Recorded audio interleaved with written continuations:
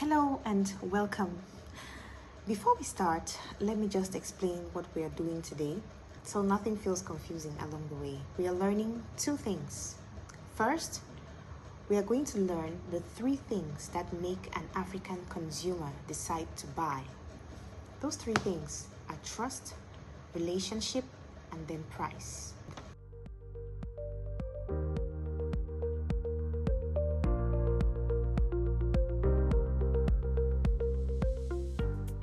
Before we go any further, let me properly introduce you to something I've put together just for you.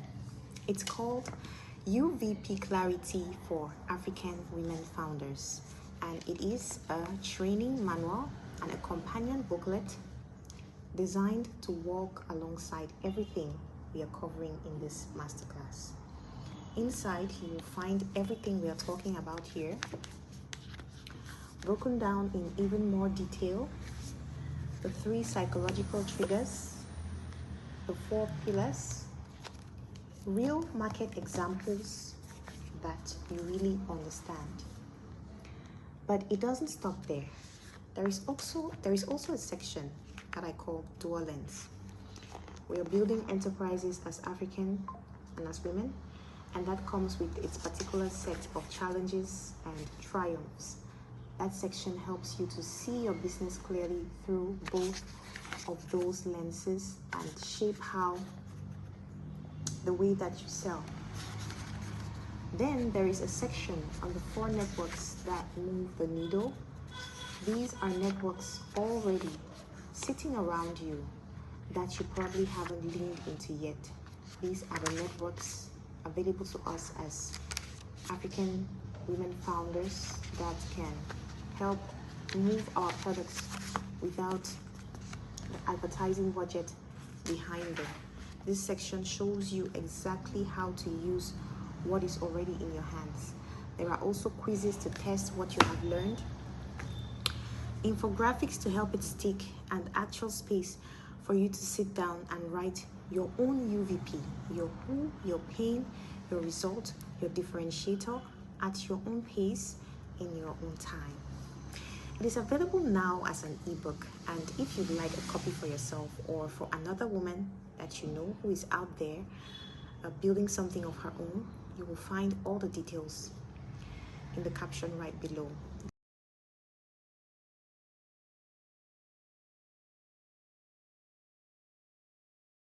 So here is a simple way to remember it. The first 3 things we are learning are about how the African consumer thinks. Then the 4 pillars are how you can speak clearly so she can actually hear you. And by the end of this video, you will understand a UVP so much better, and you will walk away with your own UVP written down, clear, and ready to use. No more confusion, no more I help everyone.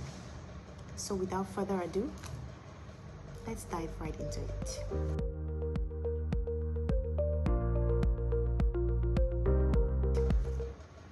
Have you ever noticed, even on the big reputable e-commerce sites, the international ones, the ones we already assume are trustworthy, you will still find something sitting right there on the seller's page. 7 years in business, 3 years in business, every single time. Why do you think they put that there? Because even on those massive polished platforms, people still want to know the exact same thing our own mothers wanted to know, standing at the market table. How long have you actually been doing this? Because nobody wants to hand their money to somebody they are not sure will still be there tomorrow. Doesn't matter if it's a market in Mokolo or a storefront online. That question never really goes away. Is this someone I actually know, or a stranger I'm trusting blindly? Have they shown up consistently for months, maybe years? Or is this the first time I am seeing them? Because familiarity isn't just comfort, it is proof you will still be here tomorrow. Just in case you were wondering, for us at JBling Business Portfolio, We have 5+ years in business ourselves. That is exactly what we are getting into now. What actually makes an African consumer reach into their pocket, pull out their money, and choose you? There are 3 things, just 3, and they show up every single time, whether or not the buyer even realizes it themselves. Trust, relationship, price, in that order. Picture your business like a little table standing in the middle of the market. Everything is on it, your product, your packaging, all sitting so beautifully. But that table only stands because of 3 legs holding it up underneath. Take away even one, and the whole thing comes down gently. It doesn't matter how lovely what is sitting on top looks. So, let us start with the first leg, the one that holds up everything else. The first leg is trust as survival. Back in the day in the desert market, if a trader sold you kola nuts that spoiled halfway through your journey home, that just wasn't a disappointing purchase. That could cost you the whole trip. Trust wasn't just a nice feeling back then. It was survival. And really, that hasn't changed today. When your customer is deciding whether to trust you, her mind isn't being cautious just to be difficult. All of those are quietly resting on whether she made the right choice. So how many years have you actually been doing this? Were you trained somewhere? Or are you still gently figuring it out as you go? Because time in the craft is proof that you have survived. That you have survived the complaints, survived the slow seasons, survived enough to still be standing here today.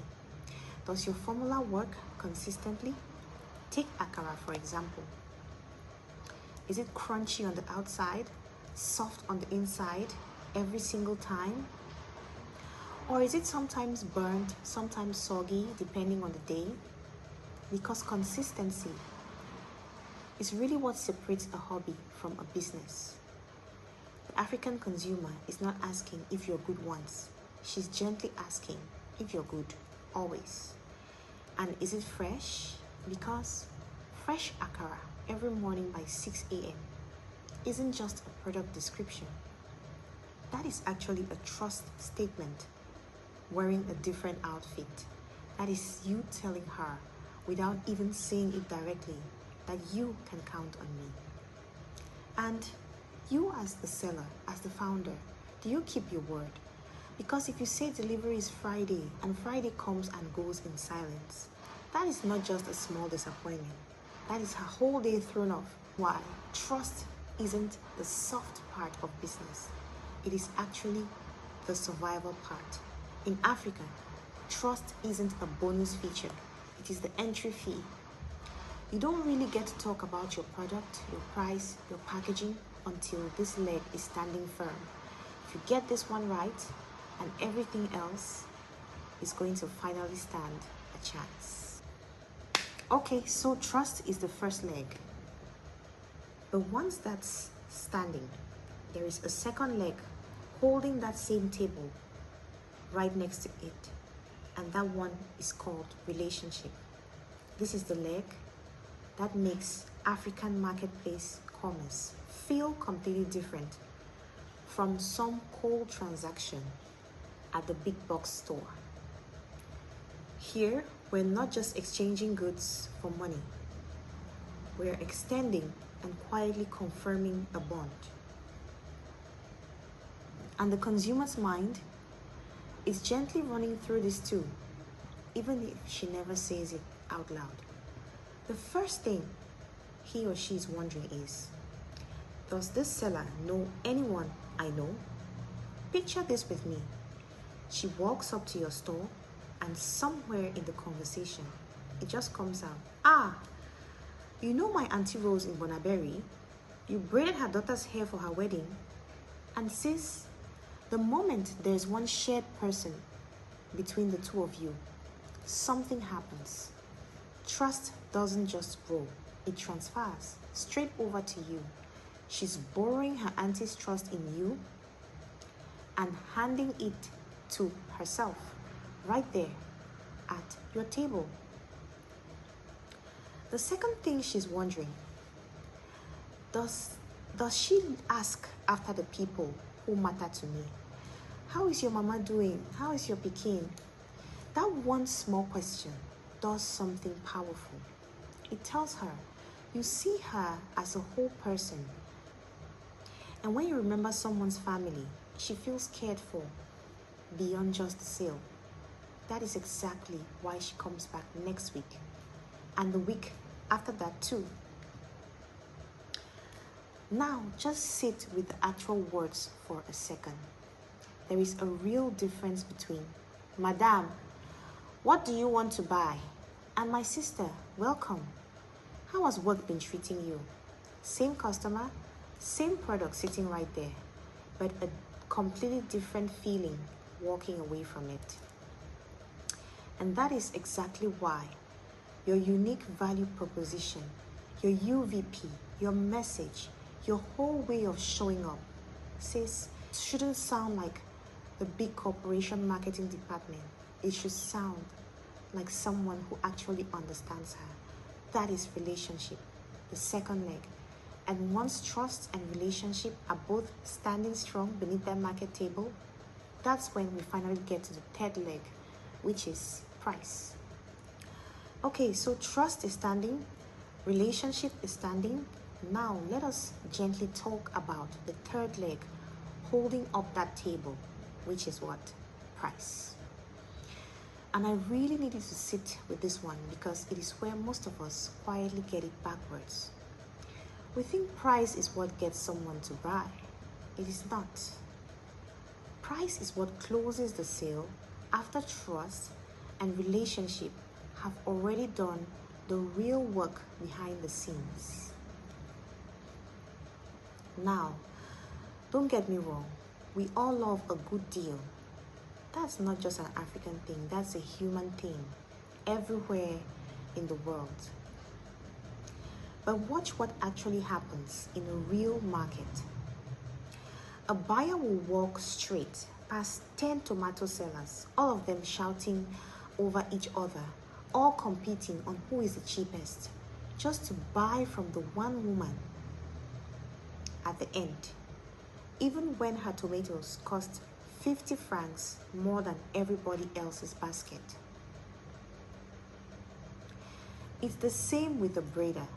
There could be 5 girls on that same street, same price, same style, everything looking the same on paper. But she will still walk past 4 of them to sit in the chair of the one she already knows.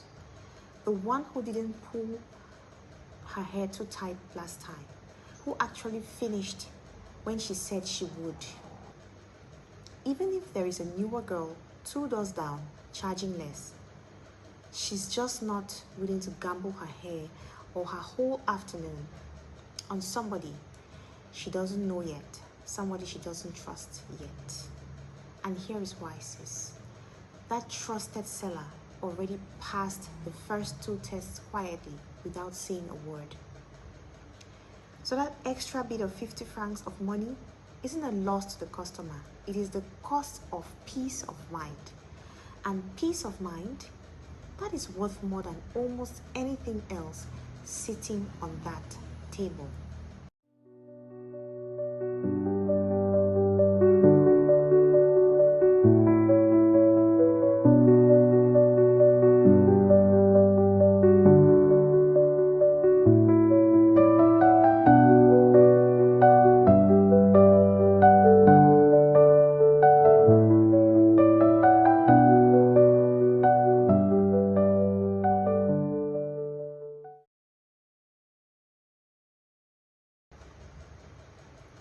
So there it is. Trust, relationship, and price in the exact order every single time. And once this sequence settles down in your mind, you will never build your UVP the same way again. If I stopped you right now on the road and said, sis, in one sentence, Who exactly is your business for? What would you tell me? And I don't mean everybody. I don't mean women. I mean one real person, one specific person. Can you describe her? What does she do for work? How old is she? What keeps her up at night when she can't sleep? If you hesitated, even a little, even for just 2 seconds, then sis, that's exactly why we are starting here. Because the first pillar of the unique value proposition is the who. A very simple question, but it changes everything. Who is the one person you help? Not a broad group, one specific person. Now here is the mistake almost all of us make. We want to help everyone. We think being broad is safe.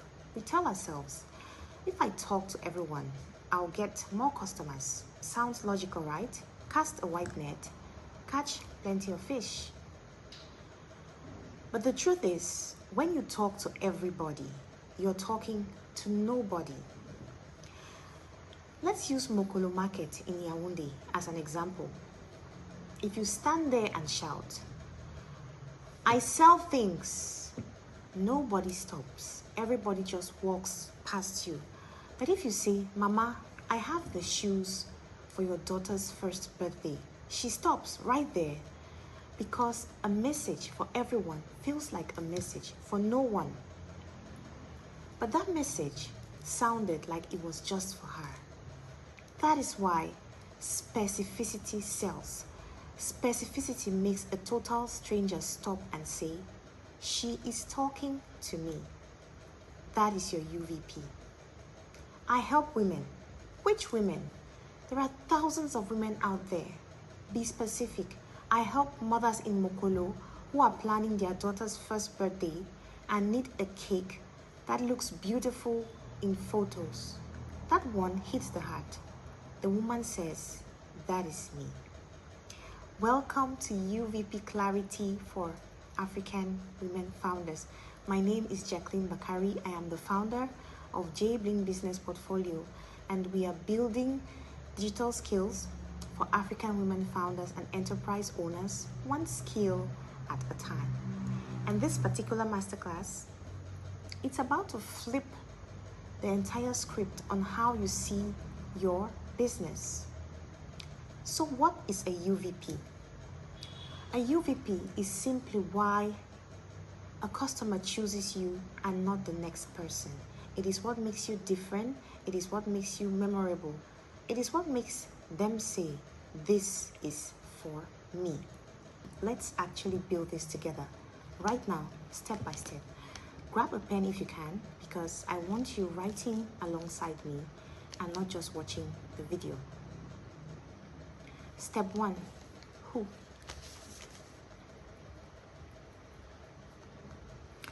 Write down one name, not everyone, not women, not busy people. One real person. Give her a name, an age, a job. Give her a whole little life of her own. Let's do this together. Let us say her name is Aquin. She's 34 years old. She works 9 to 5 in an office downtown, and she genuinely loves food, akara especially. She has had it since she was a little girl. But lately, her doctor has been telling her to watch her salt intake, and it's been weighing on her. That is not vague. That is a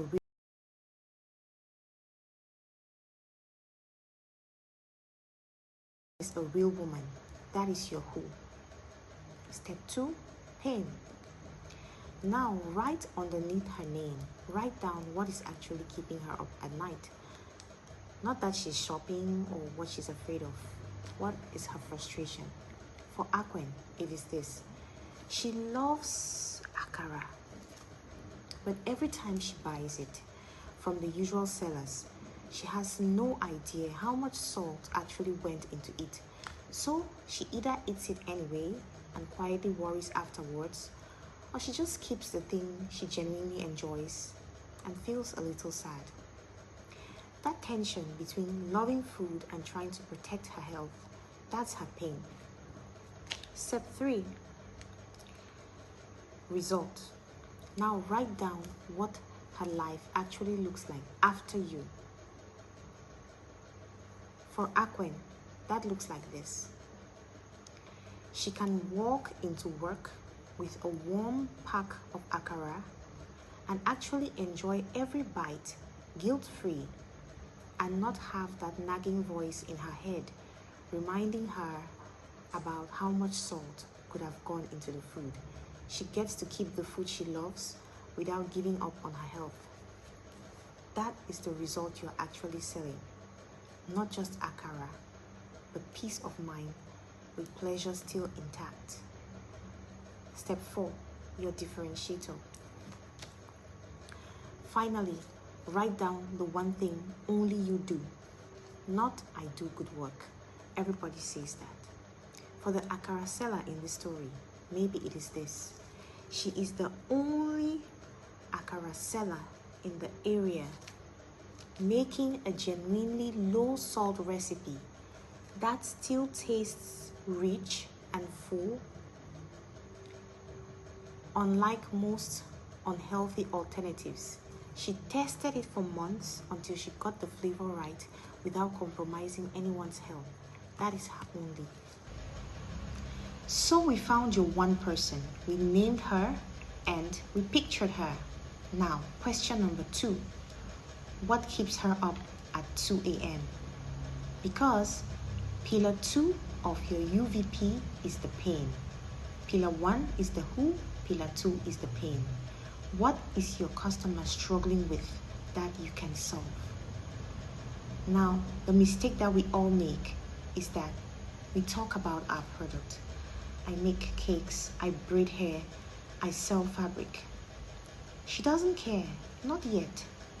Your customer doesn't want only your product. She wants her pain to stop. Think about it like this. There were 10 sellers in Timbuktu market in the year 1400. Many saw kola nuts, but only one asked the question, how will you safely travel through the desert without it going bad? In our next class, don't forget, we will discuss how to plug your UVP into your plan and where you can effectively begin actually using it.